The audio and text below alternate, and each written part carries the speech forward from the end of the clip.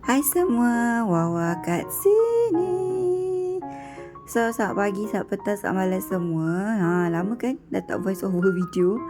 Sebabnya nantilah saya ceritakan. Tapi saja nak share hari ni kita pergi pasar pagi-pagi tadi. Cuci-cuci mata, tengok ikan-ikan segar, sotong-sotong tu semua.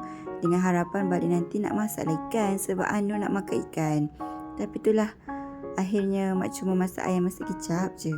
Sebab penat. Lepas tu hini-hini lah kejap dekat bilik Anu nak tidur konon-konon dah petang tu kan. Tapi itulah dia macam tiba je dah ada dekat sini. Dekat taran pasir mahkota pasir gudang ni lah. Sebab anak-anak ni dia nak main rollerblade lah, seorang nak main basikal lah kan. Tapi itulah Adam tu dia kata tu kawan dia.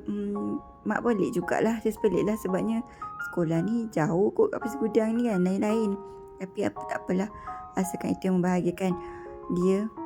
Lagi satu nak cerita kenapa dah lama tak voice over tu. Sebab sis kan ada baby kecil. So bila ada baby kecil tu macam nak buat voice over malam-malam tu macam, alamak nanti nak aku bangun.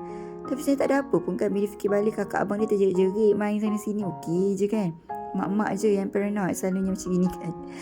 Okey, tak apalah. Tu je lah kenapa sebenarnya saya tak voice over video. Tapi akan buatlah sebab puisi-puisi sedih saya dan Abir tu dah koleksinya.